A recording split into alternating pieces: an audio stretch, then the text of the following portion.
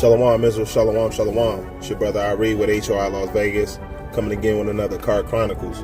Right, but first and foremost, before we get started, I'd like to give honor and glory to Yahweh, Ba'ashem, Hamashiach, Yahweh.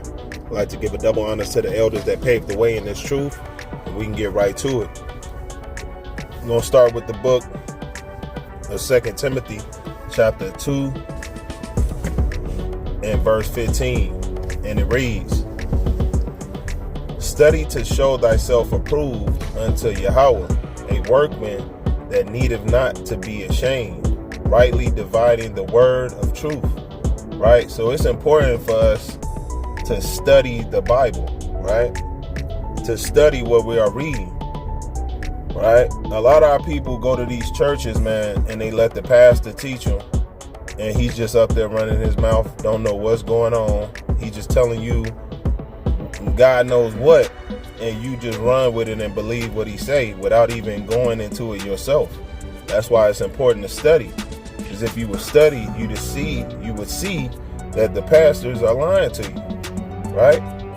They're lying to our people, man. That's why the scriptures tell us to study to show ourselves approved unto God, man, right? It says a workman that needeth not to be ashamed, rightly dividing the word of truth, man, right? Let's go to the book of Proverbs, chapter 15, and verse 28. It reads, "The heart of the righteous studieth to answer, but the mouth of the wicked poureth out evil things," right? So the pastors that you're listening to, man, they're pouring out evil things, man, because they don't know what's going on in these scriptures. They're just running their mouth and then just feeding you lies, man, right? That's why it's important for us to study, right? It says the heart of the righteous studieth to answer, right?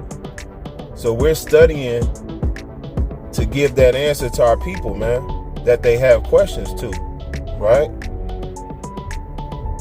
Let's go to 1 Thessalonians chapter 4 and verse 11, right? And it reads, "And that ye study to be quiet, and to do your own business, and to work with your own hands, as we commanded you," right? So sometimes, hey, it's good to be quiet, man, because you learn that way too. Study to be quiet, because you let a person talk enough, hey, you'll learn something, right? A lot of people that run their mouth constantly, they don't know a damn thing, man, because they don't take the time to be quiet, right? So sometimes we all need to study to hey, just keep your mouth shut sometimes, man, right? It says that you study to be quiet, and to do your own business, and to work with your own hands, as we commanded you. So sometimes it's better to, sometimes you know, it's good to just be quiet sometimes, man. Hell, I learned a lot of things, man, being quiet. You know, in a group setting, hey, I kept my mouth shut. Everybody else running their mouth, I'm listening. I'm taking in information before I say anything, right? So we have to be mindful of that. You know, a lot of our people just blurt out things, man, and then next thing you know, they sound stupid, man. Sound uneducated. Sound like you don't know a damn thing, man. Right? But let's go to the book of Joshua, chapter 1 and verse 8. It reads, "This book of the law shall not depart out of thy mouth, but thou shalt meditate therein day and night, that thou mayest observe to do according to all that is written therein. For then thou shalt make thy way prosperous, and then thou shalt have good success," right? So let's go into it. This book of the law shall not depart out of thy mouth, right? We should always be talking about the word. We should always be talking about the law, statutes, and commandments. You should love to talk about the Most High, man. Yahweh Ba'ashem Yahweh Shai, right? Each and every day, right? This is what keeps us, keeps our spirit intact, man. Right? It says, but thou shalt meditate therein day and night. We should be meditating on the scriptures that we're reading day and night. Right? You read you read some chapters, you read 5 or 6 chapters, hey, you meditate on those chapters, man. So you can get a clear understanding of what you're reading. Right? It says that thou mayest observe to do all that is written therein. Right? That thou mayest observe to do according to all that is written therein. Right? Meaning the law, statutes, and commandments that's in this book, man. Right? We are to be keeping these things, man. We are to be observing this to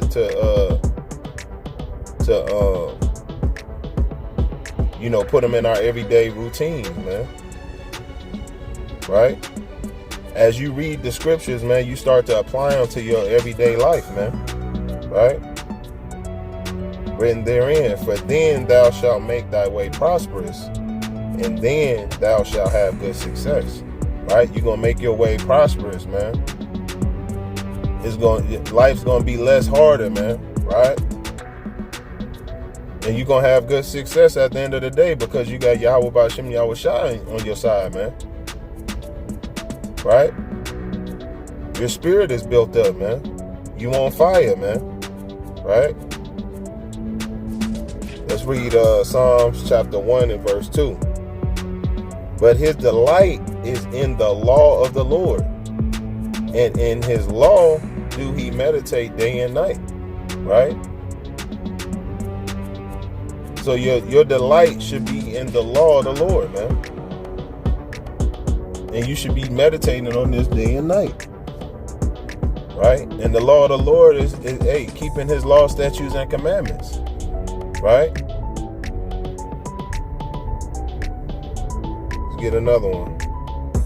Let's go to 1 Timothy chapter 4 and verse 15. It reads, meditate upon these things, give thyself wholly to them, that they profiting may appear to all. Right?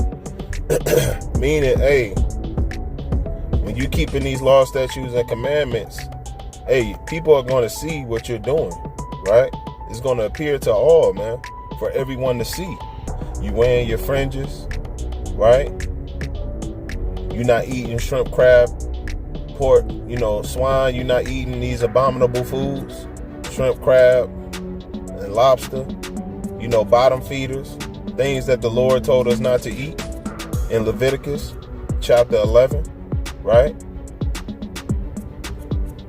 These are things that people see, man. They see the way you're moving. They see the way, you conducting yourself, man. They see it. Hey, what's those fringes? What is that? That appears to all, right? Read verse 16. Take heed unto thyself and unto the doctrine. Continue in them.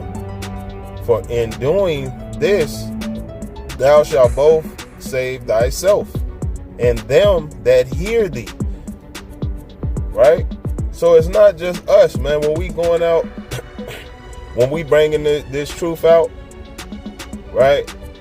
When we wake up and go out in the world, man, people are watching, right? People are watching that sleep, right? And they may wake up just off of what they see, right? It says, for in doing this, thou shalt both save thyself. You're going to save yourself and them that hear thee. So when we out on the highways and byways and we bringing it out, man, hey, the people, they see and they hearing it, right?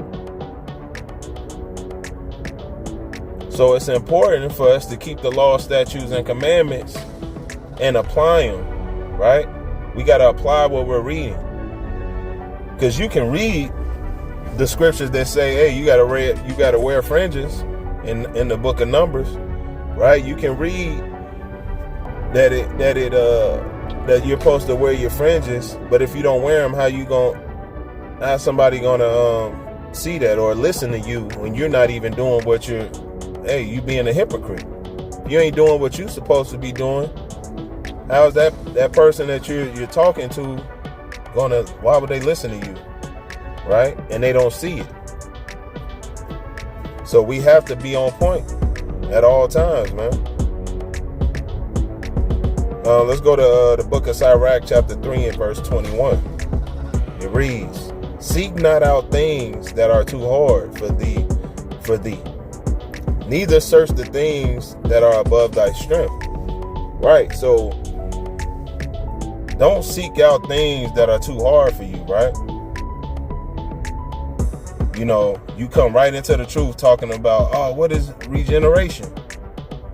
What is that? How does that work? And you want to know the breakdown of the regeneration, man. Hey, that's too deep for you right now. You need to stick to the milk of the scriptures, right? You need to be focused on that, right? You can't search out things that are too hard. That's why it tells you don't do that. It says, "Seek not out things that are too hard for thee, neither search the things that are above thy strength." Right? So stick to the basics, and you're going to gradually get there, man. Right? Stick to the basics. You got to baby step this thing, man. Right? When babies come out the womb, they drink milk up into a certain age, and then they gradually work their way up to eating solid food. Right? You can't come out the womb and they stuff a piece of steak in your mouth. Hey, you're gonna choke and die. Right? So don't try to go into things that's too hard for you to understand. The Lord is gonna give you that understanding gradually. Right? But it takes time. Right? Let's go to the book of Sirach, chapter 39 and verse 1. We're going to read down to verse 4. And it reads, "But he that giveth his mind to the law of the Most High, and is occupied in the meditation thereof, will seek out the wisdom of all the ancient, and be occupied in prophecy. He will keep the sayings of the renowned man, and where subtle parables are, he will be there also. He will seek out the secrets of grave sentences, and be conversant in dark parables. He will serve among great men and appear before princes. He will travel through strange countries, for he have tried the good and the evil among men." Right? So as you grow in this truth, you're gonna keep studying. You're gonna study. Hey, your studies is gonna get more deeper. Right? You start to study, like it said in here, will seek out the wisdom of all the ancient, and be occupied in prophecies. See, you start to work your way up gradually, man, as you growing in this truth. As the Lord starts to slowly give you that wisdom, knowledge, and understanding, man, you're gonna start to build up in your studies, man, and you're gonna keep evolving, right? And you start to level up, man, just like a game, man. When you first start off, it start off easy, and then as you gradually play the game and get to different levels, the levels get harder. That's them trials, tribulations, man. That's those new demons, right? New levels, new devils, man. Right? It get harder as you grow in the truth, man. But it's up to us to endure to the end. This is a marathon. We are to keep running, right? Keep fighting in this truth. Let's get one more. Let's go to Sirach chapter 38 and verse 24, and it reads, "The wisdom of a learned man cometh by opportunity of leisure, And he that have little business shall become wise. Right? So, wisdom and leisure, right? So this verse begins by basically highlighting the wisdom. So wisdom is often acquired through the opportunity, right, to engage in leisure. Right? This suggests that a learned individual typically had the time to study and reflect on it, right? And gain knowledge, right? And then on the other hand, leisure provides the mental space, right, necessary for like contemplation on learning, right? On learning. So when it says little business, right, and that greater wisdom, that's the second part of the verse, right? That's going into like when you have, like in this world, man, we have a lot of distractions, right? So when it's talking about that little business, that's going into basically those who have less business or fewer responsibilities are likely to become wiser, right? Because they have less distractions, right? Right? They're not being overwhelmed with all these multiple different tasks, right? Opposed to somebody who has a lot of tasks, man, they're not going to learn a lot faster. So that's what that is going into. So the less tasks you got, the more you can focus on your learning, right? You can get that deeper, that ability to think deeper and learn, right? So that's what that's going into. Let me read it again. It's Ecclesiasticus 38 and verse 24. The wisdom of a learned man cometh by opportunity of leisure, and he that have little business shall become wiser. Why? Because he don't have all those distractions, right? He's not trying to do multiple different things at once, right? That's why it says wisdom of a learned man cometh by opportunity of leisure. So when you got that opportunity to just focus and dial in to what you're doing, to studying, hey, just focus on studying. Don't focus on multiple things at once. If you want to know about prophecy, hey, focus and put your time in prophecy, right? Because that leisure, hey, that opportunity of leisure is gonna give you that in-depth knowledge and understanding, man, right? And he that have little business shall become wiser. Yeah. So the less things you got going on, the better when you're studying. So it's important to make sure that you don't, hey, when you go to study, you ain't got no distractions. Hey, the kids down, you know, you got the frankincense and myrrh, you know, you got that lit. Hey, man, and your mind is right, man. Right? Your head is clear. You ain't got a lot of thoughts running through your head. Hey, you ready to study and meditate on these scriptures. Right? But with that, y'all keep reading, praying, fasting, studying, staying diligent, staying bounded in the work of the Lord. Stay 10 toes down for the Lord, because he 10 toes down for us and gave us another 24. Right? The Lord is yet again gave us another day of life. Right? He gave us the opportunity to draw closer to him, to repent, to pray, to keep his laws, statutes, and commandments another day. Right? You have to ask yourself, what are you going to do for the Lord? He did his part by waking you up and giving you another chance. You know, so now it's time for you to do your part and show your appreciation to the Lord, man. To Yahweh Ba'Shem Yahushua, right? And remember, this ain't a race, this is a marathon. We got to endure it to the end, right?